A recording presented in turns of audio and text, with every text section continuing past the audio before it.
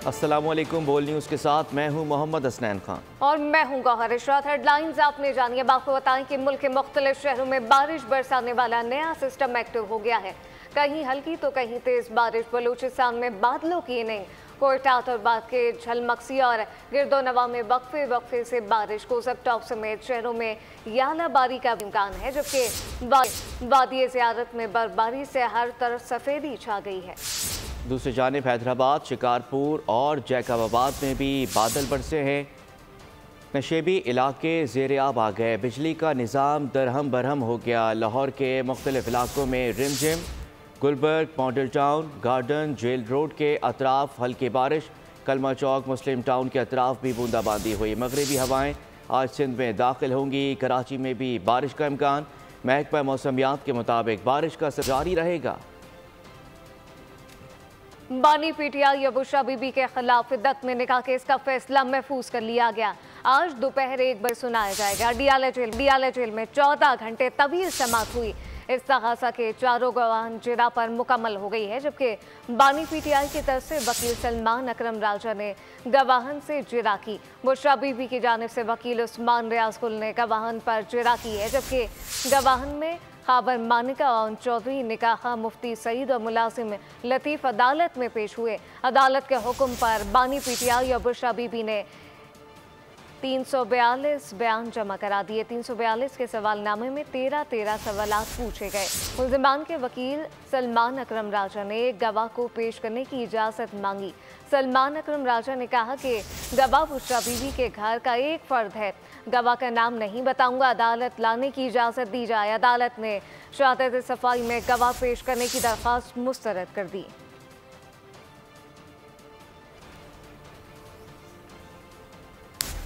बतौर गवाह मेरा बयान है कि इद्दत पूरी नहीं हुई थी। दूसरों को दर्स देने वाले ने अपनी ज़वाजी ज़िंदगी की बुनियाद झूठ पर रखी। ओन चौधरी की मीडिया से गुफ्तगू। कहा कि क्या लीडर ऐसे होते हैं। मुल्क के साथ मजाक किया गया। तमाम फैसले ख्वाब की बुनियाद पर होते रहे। बुशरा बीबी ने रूहानियत का लुबादा ओढ़कर बड़े बड़े फैसले करवाए। और इद्दत जो पूरी नहीं हुई थी वो ये साबित हुआ वहाँ पर जज साहब के सामने। आप एक पार्टी के खुद को कहलाते हैं और आप खुद झूठ पर अपनी ज़िंदगी का फैसला करते हैं और लोगों को आप बड़े बड़े दर्स देते हैं। जमात के लीडर ऐसे होते हैं। मुल्क के साथ ऐसा मजाक किया गया। इस मुल्क के ख्वाबों के ऊपर मुल्क के फैसले होते थे।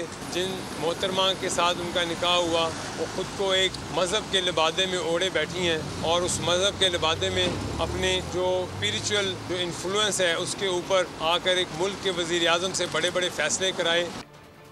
जिस दिन निकाह हुआ उस दिन इद्दत खत्म हो चुकी थी। सब कुछ स्कैंडलाइज करने के लिए किया जा रहा है। दस्तावेजात और गवाह पेश करने की इजाज़त नहीं दी गई।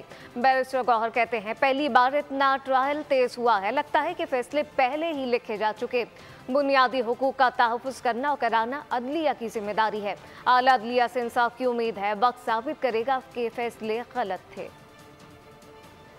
हमने जो एविडेंस इस्तेमाल करना था गवाहों के क्रॉस एग्जामिनेशन के लिए उसकी इजाजत नहीं मिली। हमने जो डॉक्यूमेंट सबमिट करने हैं उसको पेश करने की इजाजत नहीं मिली। पहली मर्तबा इस स्पीड के साथ ट्रायल चलाया जा रहा है। लग यूं रहा है जिस तरह फैसले ऑलरेडी लिख के जा चुके। वक्त आएगा ये सारे केसेस गलत साबित होंगे और इंशाअल्लाह ताला ये खत्म होंगे। ना किसी को 50 लाख घर मिले, ना 1 करोड़ नौकरियां मिली, फिर कहते हैं कि नौजवान हमारे साथ हैं। नवाज शरीफ की तहरीक इंसाफ पर कड़ी तनकीद। फैसलाबाद में जलसे से खिताब में कहा, यह यूथ मम्मी डैडी वाली नहीं है। नौजवान तो मुस्लिम लीग नून के साथ हैं। हमारे मुखालफीन धरने कर रहे थे तो हम दहशतगर्दी ख़त्म कर रहे थे। आगे पीछे मेट्रो बस ऑरेंज लाइन बन रही थी। नून लीग की हुकूमत ख़त्म ना की जाती तो मजमे में मौजूद कोई भी बेरोज़गार नहीं होता। वो लोग नहीं है जो कहें हम 50 लाख घर बनाएंगे और किसी एक को घर मिला।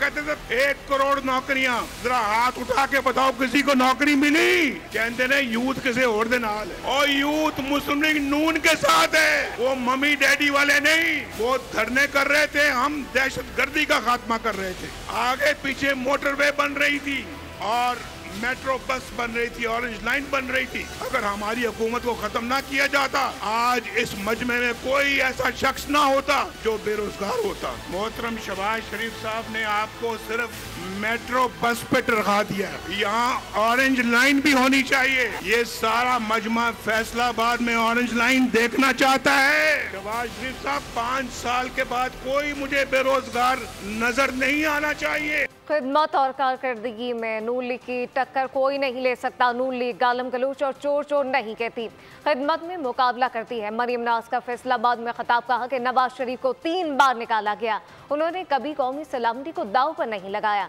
राना सनाउल्लाह ने बानी PTI का ऐसा इलाज किया कि बीमार नजर नहीं आता, ना बीमारी नजर आती है। मजीद कहा गया कि अपने बेहतर मुस्तकबिल का इंतखाब करें। 8 फरवरी को हेरा फेरी नहीं होगी, शेर पर मोहर लगनी चाहिए। लीग नून गाली गलौच नहीं करती, मुस्लिम लीग इल्जामात की सियासत नहीं करती, मुस्लिम लीग किसी को चोर चोर नहीं कहती। मुस्लिम लीग नून अगर मुकाबला करती है तो खिदमत में मुकाबला करती है। नवाज शरीफ को 3 बार निकाला गया आधी अधूरी हुकूमतों के बावजूद। नवाज शरीफ के बयान में कोई एक लाइन ऐसी नहीं मिलती जिसमें नवाज शरीफ ने कौमी सलामती को दाव पर लगाया हो। मुस्लिम लीग के शेरों ने पिछले 5 साल में राना सर आपका क्या नाम रखा था? हकीम राना सनाउल्लाह। और हकीम राना सनाउल्लाह ने ऐसा इलाज किया, ऐसी हिकमत दिखाई कि ना बीमार नजर आता है ना बीमारी नजर आती है। 8 फरवरी को शेर पर मोहर लगाकर वोट दोगे तो इंशाअल्लाह इन नौजवानों के लिए जदीद तालीम का इंतजाम खुदा के फजल करम से नवाज शरीफ करेंगे। आपने 8 फरवरी को शेर पर मोहर लगानी है, हेर फेर पे नहीं, शेर पे। कौम के बेटों और बेटियों सुन लो, फिर इंशाअल्लाह आपको पाकिस्तान की शानदार अरफा करीम IT यूनिवर्सिटी बना के देंगे आपको इस फैसलाबाद में। सियासत को जाती दुश्मनी में तब्दील करने से नुकसान हो रहा है। पीपल्स पार्टी नफरत की सियासत पर यकीन नहीं रखती। बिलावल भुट्टो का जैकबाबाद में खिताब, कहा कि वक्त आ गया कि अशराफिया की सब्सिडी को खत्म किया जाए, 10 निकाती माशी मुआहदा तश्कील दिया जाए जिसको पूरा करें। अवाम की आमदनी दुगनी और 300 यूनिट मुफ्त देंगे। भूख मिटाओ प्रोग्राम को आगे बढ़ाएंगे। ऐसे कोड ऑफ कंडक्ट बनाए, ऐसे रूल ऑफ द गेम तय करे जिससे हम सियासत को सियासत की दायरा में रख के सियासत कर सके, इसको ज़ाती दुश्मनी में ना तब्दील किया जाए। हम बिला तफरीक आपकी खिदमत करना चाहते हैं, अब तीर पे थप्पा लगा के ये नफरत और तकसीम की सियासत को दफन। वक्त आ गया है कि हम अशराफिया से ये जो सब्सिडीज़ है ये हम ख़त्म करें। अगर पीपल्स पार्टी की वफाकी हुकूमत बनती है, पाकिस्तान के अवाम की आमदनी को दुगनी करे, गरीब अवाम को हम 300 यूनिट सोलर के थ्रू मुफ्त बिजली दिलवाना चाह रहे हैं। इंशाअल्लाह ताला जब पाकिस्तान पीपल्स पार्टी की वफाकी हुकूमत बनती है तो हम पाकिस्तान के अवाम के लिए 30 लाख घर बनाना चाह रहे हैं। बेनज़ीर इनकम सपोर्ट प्रोग्राम में ना सिर्फ इजाफा करेंगे मगर उन खवातीन को बिला सूद कर्जे देंगे। इंशाअल्लाह ताला इस बार हम किसानों के लिए हारी कार्ड, मजदूरों के लिए मजदूर कार्ड और नौजवानों के लिए बेनज़ीर यूथ कार्ड लेकर आएंगे। हम भूख मिटाओ प्रोग्राम यूनियन काउंसिल की सतह पे शुरू करना चाहते हैं। हम हर डिस्ट्रिक्ट में इंशाअल्लाह ताला यूनिवर्सिटी खोलेंगे। सरबरा JUI मौलाना फजल रहमान का कहना है कि पाकिस्तान को तबाह करने वाले मकाफात अमल का शिकार हैं। मुल्क को तबाह करने वालों को अपना एहतसाब खुद करना होगा। टांक जलसे से खिताब में कहा, अब कहते हैं कि तुम मुल्क ठीक नहीं कर सकते, कैसे ठीक करें? इमारत गिरेगी तो दोबारा बनेगी। उन्होंने बानी PTI से मुतालिक कहा, हम सियासी मुखालफिन के साथ तासुब नहीं करते, वो जेल में हैं, उनका मुकाबला करूँ मज़ा नहीं आएगा, आज़ाद होते तो बात करता। आज हमने इस बात को सोचना है कि क्या पाकिस्तान में भूख है या नहीं है, क्या पाकिस्तान में बेरोजगारी है या नहीं है, क्या पाकिस्तान में बदअमनी है या नहीं है। फिर हमें जरा अपने गिरेबान में झांकना चाहिए। तबाह करने वाले खुद अपना एहतसाब करें और वो मकाफात अमल का शिकार हो। हमें अपना एहतसाब खुद करना होगा कि हमारे ऊपर ये 2 मुसीबतें क्यों मुसल्लत, क्यों यहाँ पर बदअमनी है, मुल्क की मईशत को क्यों तबाह कर दिया गया है, पाकिस्तान की इमारत को हिलाया गया। अब कहते हैं तुम ठीक नहीं कर सकते, कैसे ठीक करें? अब तो ये इमारत गिरेगी, अब दोबारा बनेगी। जमीयत उलमा इस्लाम सियासी मुखालिफिन और तासुब। कौम पीपल्स पार्टी से 15 साल का हिसाब लेगी। उन्होंने सिंध पर कब्जा किया हुआ था। खालिद मकबूल सिद्दीकी का हैदराबाद में जलसे से खिताब कहा कि पीपल्स पार्टी वालों को याद रखना कि तुमको बख्शा नहीं जाएगा। हैदराबाद में पतंग के अलावा हर इंतखाबी निशान की जमानत जब्त होगी। 8 फरवरी को दुश्मन अपनी मौत आप मरने वाला है। MKM सरबराह ने कामयाब जलसे पर अवाम को मुबारकबाद दी। कहा कि आज हमने अपने मुकद्दर पर मोहर लगा दी। हैदराबाद का नतीजा सामने आ गया है। ये कौम तुमसे पहले 15 साल का हिसाब ले। 15 साल से तुमने जो इस शहरों पे हमारी मर्जी के बगैर कब्जा किया हुआ था, पाकिस्तान पीपल्स पार्टी याद रखना तुमको बख्शा नहीं जाएगा। आपका दुश्मन 8 फरवरी को अपनी मौत आप मरने वाला है। हैदराबाद में आज यहाँ आकर अपने मुकद्दर पे मोहर लगा दी है। आज हैदराबाद के इंतखाबात का नतीजा सामने आ गया। नई सोच इनकलाब लेकर आएगी। बानी PTI नवाज शरीफ माजी से बाहर नहीं निकले। शर्जील मेमन का हैदराबाद में खिताब। कहा कि सिंध और बलूचिस्तान में पीपल्स पार्टी स्वीप कर रही है। जनूबी पंजाब में भी हमारी अक्सरियत है। तमाम सियासतदान सो रहे थे। बिलावल भुट्टो ने इंतखाबी मुहिम करके उनको जगाया है। ये नई सोच पूरे पाकिस्तान में एक पॉजिटिव और सरसब्ज किस्म का एक इनकलाब लेकर आएगी। आप अगर एक कप्तान साहब से उनकी तकारीर सुने, उनकी तकारीर में सिर्फ और सिर्फ एक ही बात थी कि जी मैं पहले कप्तान था, मैं पहले क्रिकेट खेलता था। और ये जो साहब ये भी अपने आप से बाहर नहीं निकल रहे। चेयरमैन साहब सिर्फ पब्लिक की बात कर रहे हैं। सिंध और Balochistan Peoples Party clean sweep कर रही है इंशाल्लाह। साउथ पंजाब जो है पीपल्स पार्टी की बहुत बड़ी मेजॉरिटी आ रही है और साउथ पंजाब में पीपल्स पार्टी की पेनिट्रेशन बहुत अच्छी है। सेंट्रल पंजाब में भी जिस तरह चेयरमैन साहब की कैंपेन चल रही है, आप देखेंगे सारे सियासतदान सो रहे थे। आधे से ज्यादा पॉलिटिकल पार्टी तो चाह ही नहीं रही थी कि इलेक्शन हो। ये चेयरमैन बिलावल भुट्टो जरदारी साहब ने इलेक्शन कैंपेन करके उनको जगाया है। कराची से खबर देनी। कराची सेक्टर 11 में झंडा लगाने पर 2 सियासी जमातों के दरमियान झगड़ा हुआ। दोनों जमातों के कारकुनान आमने सामने आ गए। फायरिंग की सद में आकर 12 साला अब्दुल रहमान जाँ बहक हो गया। 3 अफराद जख्मी। दोनों जमातों के कारकुनान ने एक दूसरे पर शदीद नारेबाजी की। न्यू कराची में सियासी जमातों में तसादुम का मुकदमा दर्ज कर लिया गया है, जबकि पीपल्स पार्टी के कारकुनान यूसुफ की मुद्दत में मुकदमा दर्ज किया। इंसदाद दहशतगर्दी और इक़दाम कत्ल की दिफात शामिल की गई। कराची का हम देर पा नहीं रहा। मुसल्लह जत्थे आज एक बार फिर MKM को निशाना बनाने लगे। इन्हें कंट्रोल करना होगा। रहनुमा MKM ख्वाजा इजहारुल हसन की प्रेस कॉन्फ्रेंस। कहा कि न्यू कराची में PP कारकुनान ने MKM के परचम उतारने की कोशिश की, मारपीट की। नाज़िमाबाद में भी सियासी जमात के अस्करी विंग ने हमला किया। क्या DIG और SSP साहब इस बात का जवाब देंगे? ख्वाजा इजहार ने IG से मुतालबा किया कि पुलिस से काली भेड़ों को निकालें। निगरान वज़ीर आला और वज़ीर दाखिला अपना किरदार अदा करें। शहर में कहीं न कहीं मुसल्ला जत्थे असला लेकर MKM का कत्लेआम कर रहे हैं। दहशतगर्द पीपल्स पार्टी का परचम लेकर जगह जगह हमारे परचम उतार रहे हैं। न्यू कराची में हमारे परचम उतारना शुरू कर दिए। और जो शाहिद है, जो इस पूरे मामले का चश्मदीद गवाह है, अब्दुल बासित भाई के साथ जाकर कंप्लेंट करने गए, उसको अंदर कर दिया। हम ये सोच लें कि कराची जो है उसकी पुलिस वो अब किसी एक जमात की मुलाजिम हो चुकी है। आला मनसब पे मौजूद इस बात की हसासियत को समझ रहे होंगे और न सिर्फ अपनी वर्दी का, अपने ओहदे का, अपने हलफ का पास रखते हुए कातिलों को कैफरे किरदार तक पहुंचाएंगे, इबरत का निशान बनाएंगे। सईद गनी का MKM पर न्यू कराची में PP कॉर्नर मीटिंग पर हमले का इल्ज़ाम। कहते हैं कि MKM कराची में एक मरतबा फिर अमन अमान ख़राब करने की कोशिश में है।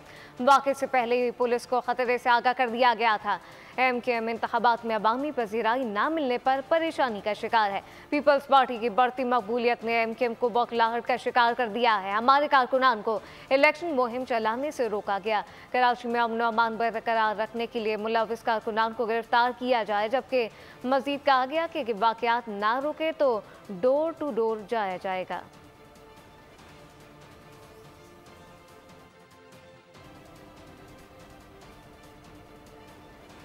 आम इंतखाबात का काउंटडाउन शुरू हो गया। इलेक्शन में सिर्फ 5 रोज़ बाकी। 26 करोड़ बैलेट पेपर्स की छपाई के बाद तरसील का काम भी 85% मुकम्मल। खैबर पख्तूनख्वा बलूचिस्तान में बैलेट पेपर्स पहुंचा दिए गए। सामान बायर सख्त सिक्योरिटी में भेजा गया। रावलपिंडी और मरी में भी सामान की तरसील शुरू हो गई। सुप्रीम कोर्ट के हुक्म पर कौमी और सूबाई असम्बली के 849 हलकों में से 16 हलकों के बैलेट पेपर्स दोबारा छापे गए।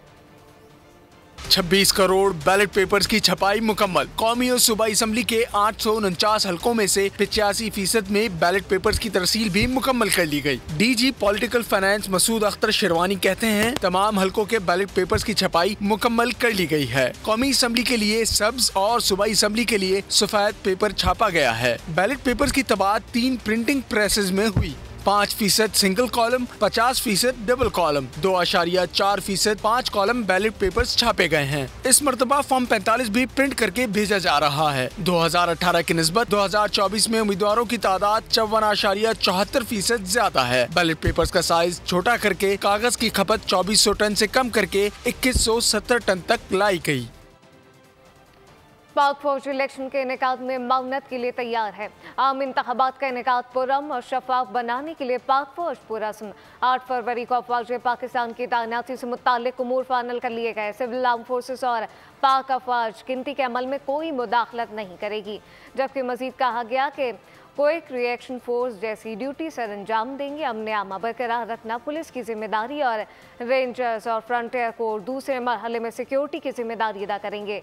आर्मी तीसरे मरहले में सिक्योरिटी सूरत हाल से निमटने के लिए तैनात होगी। आर्मी इंतखाबी सामान की तरसील और वापस मुंतकली के लिए सिक्योरिटी मुहैया करेगी। आपकी जमात के पास इंतखाबी निशान नहीं है, आज़ाद हैसियत कैसे ख़त्म करें? इलेक्शन कमीशन ने सलमान अकरम की आज़ाद उम्मीदवार करार देने के खिलाफ दरख्वास्त पर फैसला महफूज कर लिया। दौरान समात वकील ने इस्तदा की कि भले इंतखाबी निशान ना दें, हतमी फहरिस्त में पार्टी से ताल्लुक़ ज़ाहिर होना चाहिए। सुप्रीम कोर्ट ने निशान वापस लिया है, नाम नहीं। इलेक्शन एक्ट के मुताबिक जमात उस वक्त भी इलेक्शन कमीशन में रजिस्टर्ड है। दूसरी जानिब PTI ने इंट्रा पार्टी इलेक्शन मुलतवी कर दिए। ज़राए के मुताबिक पार्टी क़यादत ने चीफ ऑर्गेनाइज़र से रब्ता किया और इंट्रा पार्टी इलेक्शन मुलतवी करने की दरख्वास्त की। PTI की जानिब से आम इंतखाबात के बाद इंट्रा पार्टी इलेक्शन का नया शेड्यूल जारी किया जाएगा।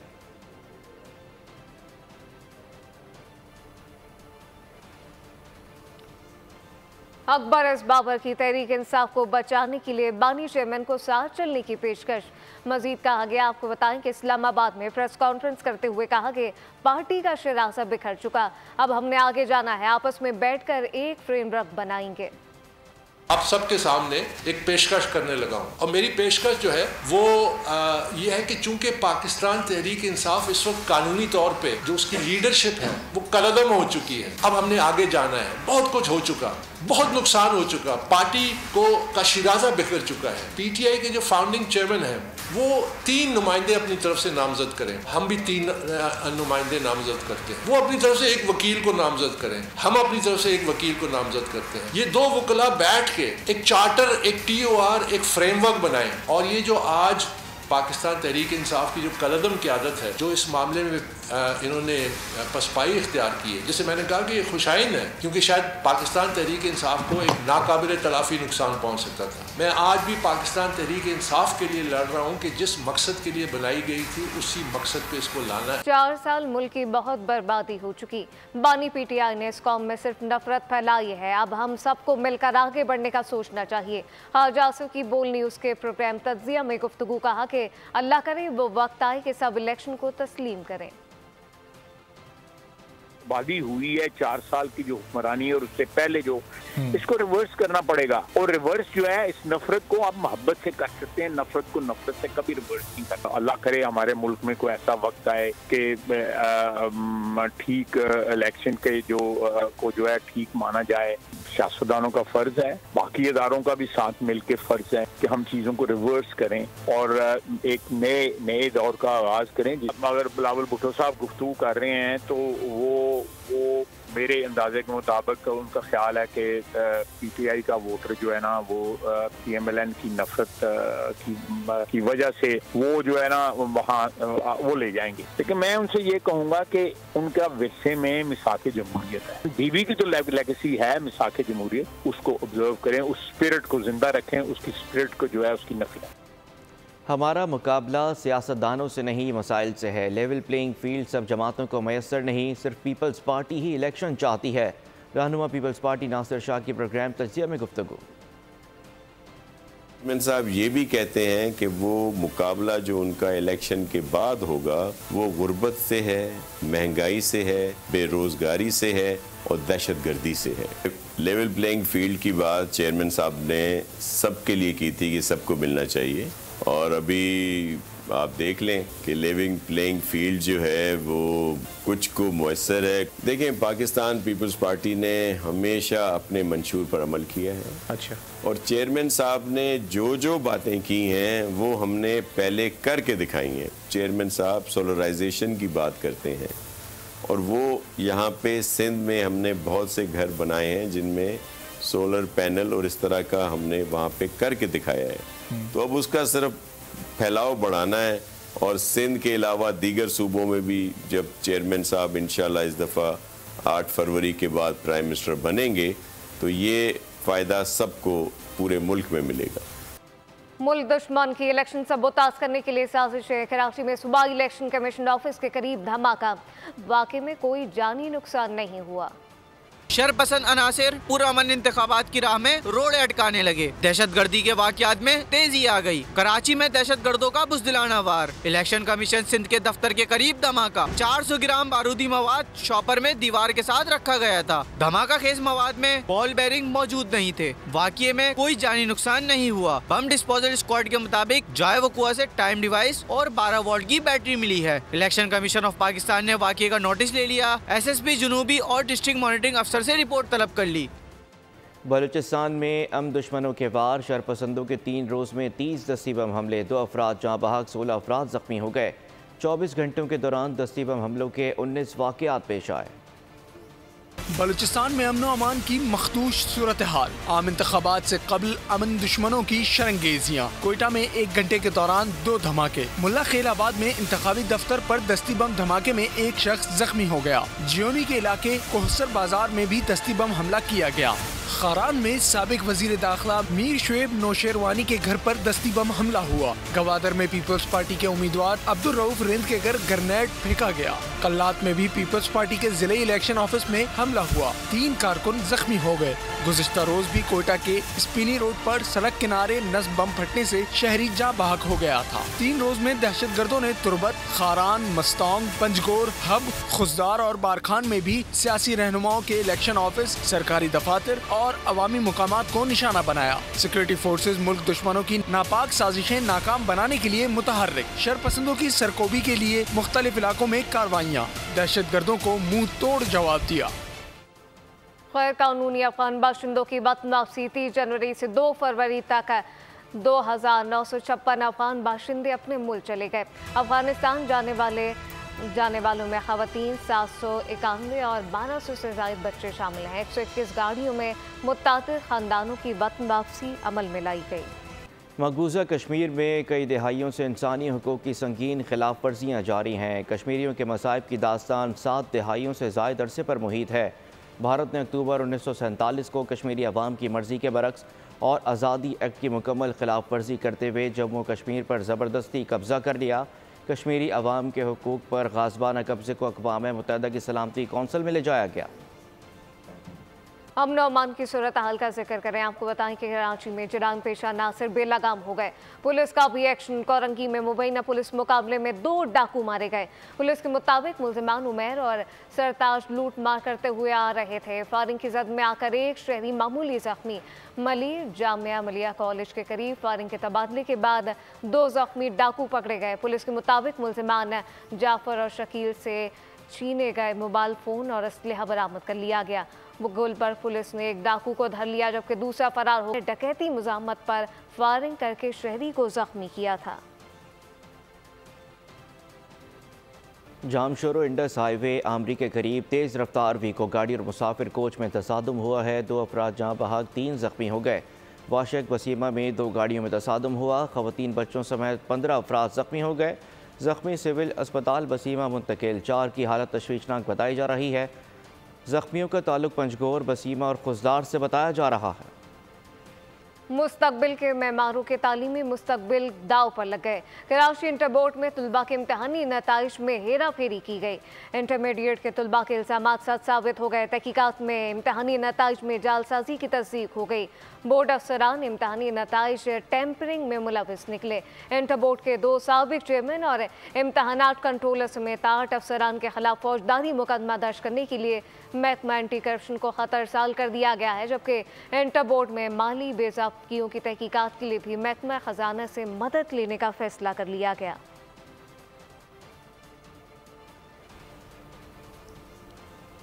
और अब बात करेंगे गज़ा में जारी इसराइली सफ़ाकियत की। इसराइली सफ़ाकियत से बाज ना आया गज़ा पर सेहूनी फ़ौज की वहशियाना बमबारी। शुमाली गज़ा में बमबारी से मज़ीद 112 शहादतें, 287 ज़ख्मी।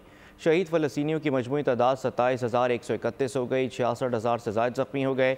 कई इमारतें मलबे का ढेर बन गई। नासिर और अलमल अस्पताल का मुहासरा 11वें रोज़ भी जारी। यूनिसेफ के मुताबिक इसराइली बमबारी के सबब 17,000 बच्चे वालिदैन से बिछड़ गए। अक़वाम मुत्तहिदा ने फिर गज़ा में इमदाद की फराहमी की अपील कर दी। यमन के हौसी जंगजुओं का इसराइली शहर इलाद पर बैलिस्टिक मिसाइलों से हमला। तर्जुमान हौसी ग्रुप के मुताबिक गज़ा में सेहूनी फ़ौज की जारियत ख़त्म होने तक हमले जारी रखेंगे। हमास ने जंगबंदी के लिए नई शराइत पेश कर दी। कतर का कहना है कि जंगबंदी से मुतालिक मुआहदे पर जल्द अच्छी खबरें मिलेंगी। इसराइल के गज़ा पर इंसानियत सोज मसाले। यमन में अमान का समंदर उमड़ आया। सना में नमाज जुमा के बाद बड़ा मुजाहरा। लाखों अफराद ने फ़लस्तीनियों से इज़हार यकजहती किया। उर्दन के दाल हुकूमत ओमान में भी फ़लस्तीनियों से इज़हार यकजहती किया गया। उर्दन में ड्रोन हमले में मारे गए 3 अमरीकी फ़ौजियों की लाशें अमरीका पहुँचा दी गईं। जलाफेर एयरपोर्ट पर अमरीकी सदर जो बाइडन भी मौजूद थे। 3 रोज़ कबल हमले में 40 अमरीकी फ़ौजी ज़ख्मी भी हो गए थे। अमरीका के इराक़ और शाम में फ़िज़ाई हमले। अमरीकी मीडिया के मुताबिक हमले इराक़ और शाम में ईरानी हिमायत याफ्ता ग्रुपों पर किए गए। फ़िज़ाई हमले में 3 अमरीकी फ़ौजियों की हलाकत के जवाब में किए गए। अमरीकी वज़ीर दिफ़ा अलर्ट जॉस्टन का कहना था कि अमरीकी फ़ौजी दस्तों ने इराक़ और शाम में 7 तनसीबात पर हमले किए। 85 से ज़ायद अहदाफ को निशाना बनाया गया। निगरान वज़ीर आज़म अनवारुल हक काकड़ की ज़ेर सदारत SIF-CFX कमेटी का इजलास हुआ। आर्मी चीफ ने भी शिरकत की। सिपह सालार ने पाक फौज की जानिब से मुल्क में माशी इस्तेहकाम और अवाम की माशी और समाजी बेहतरी के लिए हुकूमती इक़दामात का भरपूर साथ देने के अज़्म का इजहार किया।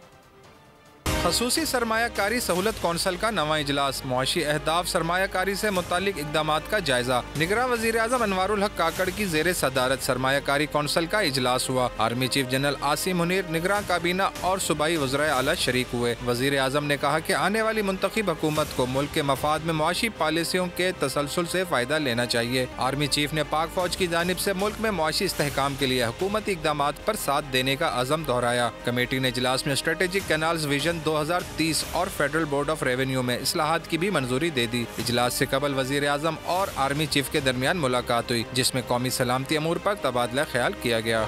पावर सेक्टर सार्फिन को बिला तातुल सस्ती बिजली फराहम करने में नाकाम रहा। मौशी तरक्की में सुस्त रफ्तारी की बड़ी वजह बिजली की लागत में इजाफा है। नेपरा ने स्टेट ऑफ इंडस्ट्री और सालाना रिपोर्ट 2022 और 23 जारी कर दी। नेपरा रिपोर्ट के मुताबिक पावर सेक्टर सार्फिन को बिला तातुल सस्ती बिजली फराहम करने में नाकाम रहा। महंगी बिजली से घरेलू, कमर्शियल, सनती और ज़राई सेक्टर मुतासिर। मुआशी तरक्की शदीद मुतासिर रही। पावर सेक्टर को कैपेसिटी पेमेंट, दरामदी ईंधन, महंगे पावर प्लांट, सर्कुलर डेट और तरसीली तकसीमी निज़ाम में खराबियों का सामना है। अपनी मुद्दत पूरी करने वाले पावर प्लांट्स बिजली की लागत में इजाफे का बाइस हैं। Thar coal power plants power sector के मसाइल का बेहतरीन हल है। महंगे पावर प्लांट्स के इंजनों ने सिर्फ एक साल में 40 अरब रुपए का बोझ डाला। रिपोर्ट में मजीद कहा गया है कि नेट मैटरिंग के इस्तेमाल से सार्फिन को भारी भरकम बिलों से रिलीफ मिला। माली साल 2022 और 2023 में नेट मैटरिंग से 48 करोड़ 18 लाख यूनिट बिजली पैदा। PIA की निजकारी के लिए अहम पेशरफ मालियाती मुशावरती खदमात के माहदे पर दस्तखत हो गए। JLL की सरबराही में कायम कंसोर्शियम के साथ रोजवेल होटल की मुश्तरका डेवलपमेंट के हवाले से मालियाती मुशावरती खदमात के माहदे तय पा गए। जारी एलामिया के मुताबिक रोजवेल होटल न्यूयॉर्क में कौमी एयरलाइन की मिल्कियती जायदाद है। निगरान वफाकी वज़ीर बराए निजकारी और IPC फवाद हसन फवाद ने तकरीब में शिरकत की। कहा, हुकूमत को मालियाती मुशावरती कंसोर्शियम की सलाहियत और महारत पर मुकम्मल एतमाद है। और अब खबरें शामिल करते हैं खेल की दुनिया से। अंडर 19 क्रिकेट वर्ल्ड कप के सेमीफाइनल में जाने का मौका। ICC under 19 cricket world cup के सुपर 6 मरहले में पाकिस्तान अपना आखिरी ग्रुप मैच बांग्लादेश के खिलाफ खेलेगा। इवेंट में हरीफ टीम पाकिस्तान और भारत अब तक नाकाबिल शिकस्त रहीं। बंगाल टाइगर्स के खिलाफ कामयाबी शाहीनों को फाइनल 4 का टिकट दिलाएगी। शाहीनों ने सुपर 6 मरहले के लिए पहले मैच में आयरलैंड को 3 विकेट से हरा दिया था। और अब ये जानिए, PSL में एक बार फिर अली जफर की आवाज़ गूंजेगी। पाकिस्तान सुपर लीग सीजन 9 का ऑफिशियल तराना गाएंगे। मारूफ गुलकार और कंपोजर अली जफर ने गाने की तैयारी शुरू कर दी। वीडियो भी जारी कर दी गई। तहरीक पाकिस्तान के अजीम रहनुमा और लफ्ज़ पाकिस्तान के तजवीज़ कुनंदा चौधरी रहमत अली की 73वीं बरसी आज मनाई जा रही है। मुल्क भर में मुख्तलिफ तकरीबात का एहतमाम किया जाएगा, जिससे खिताब करते हुए मुकर्रीन कायद-ए-आज़म मोहम्मद अली जिन्ना के दरीना रफ़ीक चौधरी रहमत अली की मुल्क और कौम के लिए पेश की गई खिदमात को खराज अक़ीदत पेश करेंगे। पाकिस्तान का नाम तजवीज़ करने वाले चौधरी रहमत अली 3 फरवरी 1951 को इंतकाल कर गए थे। 28 जनवरी 1933 को कैम्ब्रिज यूनिवर्सिटी में तालीम हासिल करने वाले चौधरी रहमत अली ने मशहूर किताबचा नाउ और नेवर यानी अब या कभी नहीं के नाम से तहरीर किया, जिसमें बर सग़ीर के मुसलमानों के लिए अलहदा वतन का तसव्वुर पेश किया गया। उसका नाम पाकिस्तान तजवीज़ किया।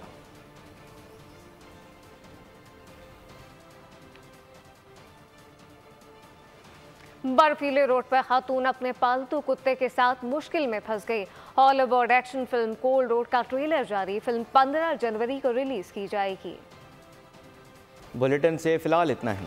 मज़ीद खबरों और अपडेट्स के लिए विजिट कीजिए हमारी वेबसाइट bolnews.com।